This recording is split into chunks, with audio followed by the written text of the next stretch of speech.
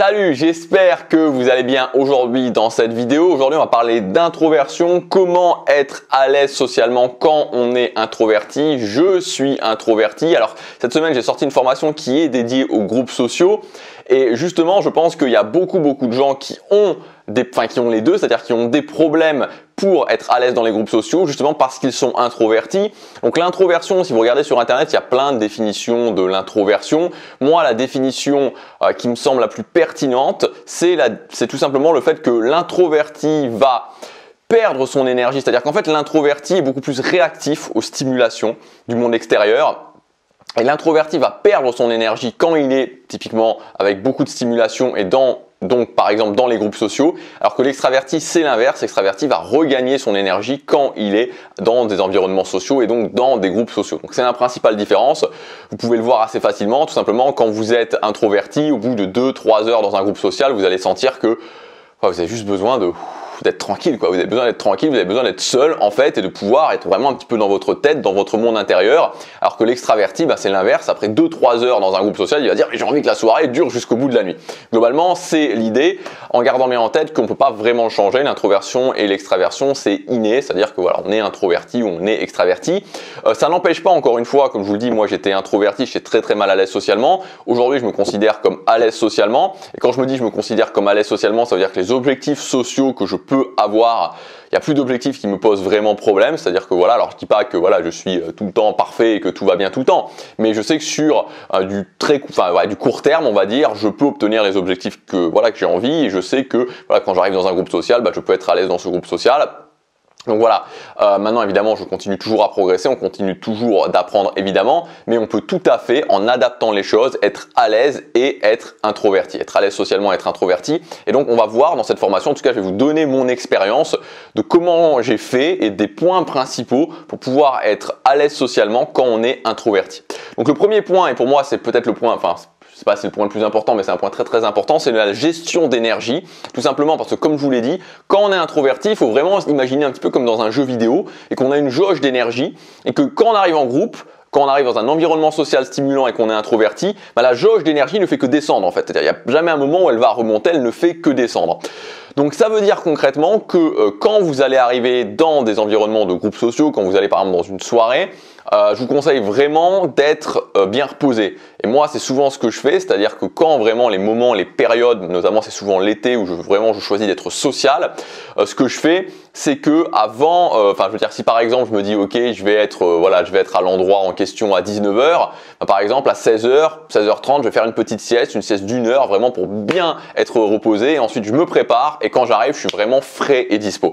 Donc vraiment, gérez bien votre niveau d'énergie parce que si vous arrivez éreinté, déjà épuisé sur votre lieu social, en tant qu'introverti, ça va être très compliqué ensuite. Deuxième point, c'est que l'introverti va mettre plus de temps à, se chauffer socialement. C'est-à-dire que l'introverti, on pourrait imaginer, pour vous donner un exemple, c'est-à-dire par exemple, avant de faire une séance de musculation, vous savez, vous devez vous échauffer, il faudrait imaginer qu'un extraverti, il pourrait se chauffer en peut-être 2 minutes et qu'un introverti, il lui faudrait 15 à 20 minutes pour se chauffer.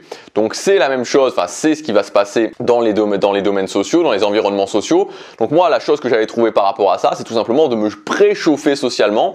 Et par exemple, typiquement, la mauvaise idée selon moi pour un introverti, c'est que si vous arrivez dans une soirée où il y a 30 personnes, c'est de sortir de chez vous en ayant regardé la télé toute la journée ou même pas forcément regarder la télé, en ayant travaillé sur vos projets pendant toute la journée, n'ayant eu aucune activité sociale et même reposé et d'arriver dans un environnement ultra stimulant socialement.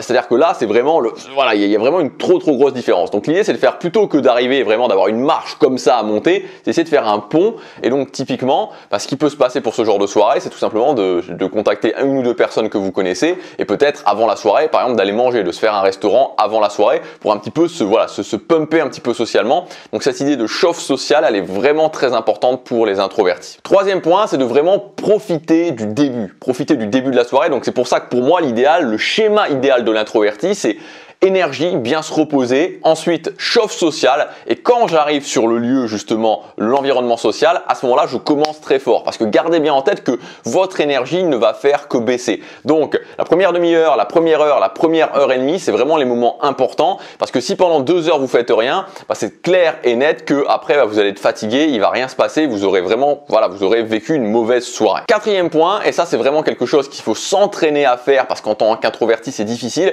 c'est le fait de s'entraîner à être présent. Vraiment, être présent.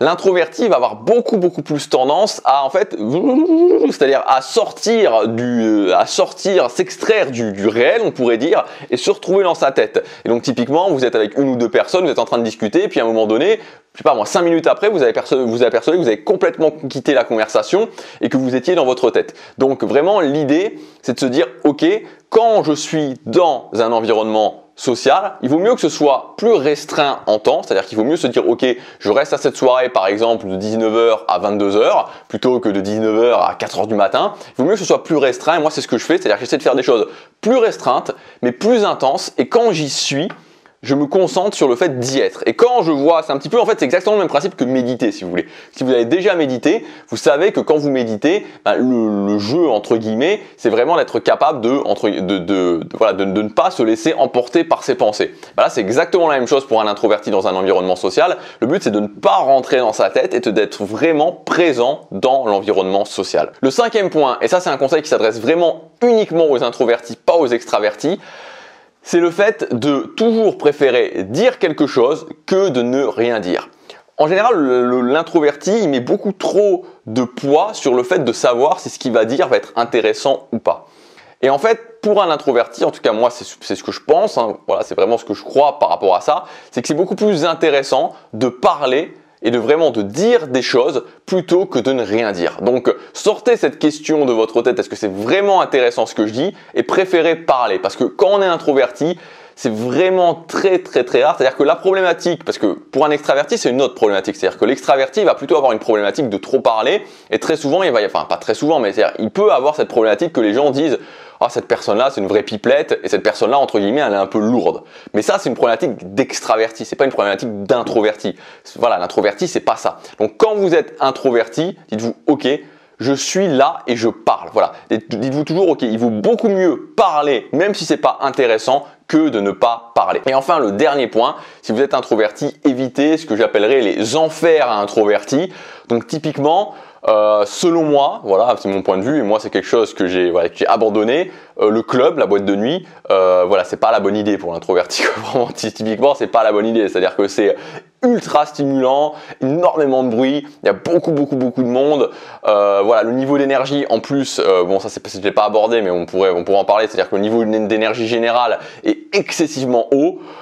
Donc typiquement, c'est vraiment la mauvaise idée pour un introverti. Donc sachez aussi que voilà, il y a des environnements qui vous conviennent mieux, et que typiquement, par exemple, voilà, la boîte de nuit, c'est pas vraiment le meilleur plan pour un introverti. Alors si vous adorez, allez-y, mais si vous vous sentez mal dans une boîte de nuit et que vous êtes introverti, c'est normal, voilà, c'est logique. Voilà ce que je voulais vous dire dans cette vidéo. Je vous rappelle aussi que jusque demain, vous pouvez accéder à ma formation groupes sociaux. Donc pour être à l'aise justement dans les groupes sociaux, on va avoir des choses vraiment très précises à intégrer pour que vous puissiez fonctionner et sortir du mode fantôme social quand vous êtes dans des environnements de groupes sociaux. C'est disponible jusque demain à son prix de lancement. C'est le premier lien dans la description. Voilà, je vous dis à demain pour la prochaine vidéo. À tout de suite dans la formation pour ceux qui investissent sur eux chaque jour.